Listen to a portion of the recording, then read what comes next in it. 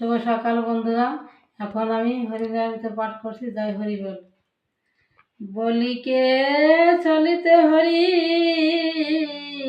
নাভি হতে পদতরি, বাহির করিল যে প্রকার, তেমনি অনন্ত ফনা জিহ্বা কণা এক কণা, প্রকাশিল ক্ষীরোদীশ্বর।